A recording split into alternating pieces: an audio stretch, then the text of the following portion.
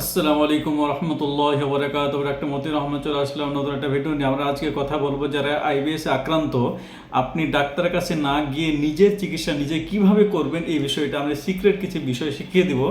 আপনি এগুলো মাত্র 5 দিন অ্যাপ্লাই করবেন। আশা করছি যারা ডায়রিয়া রয়েছে, যারা আমশা রয়েছে, যাদের আপনার কোষ্ঠকাঠিন্য রয়েছে, 5 দিনের মধ্যে আপনি বিগত যেই ট্রাই করেছেন, বিভিন্ন রকম ট্রিটমেন্ট নিয়েছেন, আশা করছি সবচেয়ে ভালো একটা রেজাল্ট ইনশাল্লাহ পেয়ে যাবেন ইনশাল্লাহ। প্রথমে বলবো যাদের ডায়রিয়া আমশা রয়েছে, হ্যাঁ, তারা আপনি ফার্মেসিতে গিয়ে ব্যাকটেরিয়া ক্যাপসুল 4 বিলিয়ন এটা আপনি নেবেন, এবং যেখান থেকে নেবেন অবশ্যই ফ্রিজ থেকে নেবেন, এবং সেটা নিয়ে আপনি বাসায় এসেও ফ্রিজে রেখে আপনি সকালে একটা এবং রাত্রে একটা, আপনি খাবারের 15 থেকে 20 মিনিট আগে আপনি মাত্র 5 দিন খাবেন। 10টা নিয়ে সকালে একটা রাত্রে একটা, আপনি মাত্র 5 দিন খাবেন। হ্যাঁ, এই একটা ক্যাপসুলটা। 2 নম্বর যে কাজটা করবেন, এই 5 দিন 5টা ডাবের পানি খাবেন, কচি ডাবের পানি খাবেন দিনের বেলা, যদি ঠান্ডা জনিত প্রবলেম না থাকে।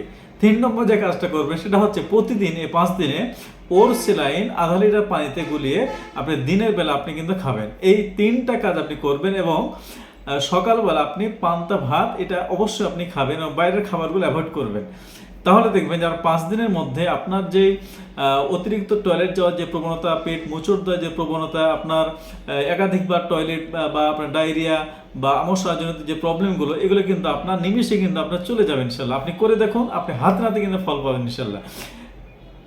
এরপরে আমরা যেটা বলবো সেটা হচ্ছে যাদের কোষ্ঠকাঠিন্য, আইবিএস-সি যাদের কোষ্ঠকাঠিন্য, টয়লেট হতেই চায় না এবং হলেও টয়লেটটা ক্লিয়ার হয় না, এ ধরনের প্রবলেমে যারা আপনি আছেন, অবশ্যই আপনি প্রথমে যে কাজটা করবেন, আপনি হালিম বীজ, এরপর হচ্ছে আপনার ইসবগুল বীজ, চিয়া বীজ এবং ফ্ল্যাক্সিড, এগুলো সমপরিমাণ নেবেন।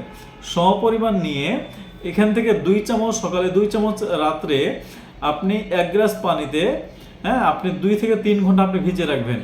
অন্তত 40 মিনিট বা 20 মিনিট ভিজে রেখে আপনি সেটাকে সকাল 10টা-11টাতে একবার খাবেন, আর বিকেলের দিকে খেতে পারলে ভালো, আর সময় সুযোগ না হলে আপনি রাত্রে ঘুমানোর সময় একবার খাবেন। 2 বেলা আপনি খাবেন, আপনি মাত্র 5 দিন খাবেন।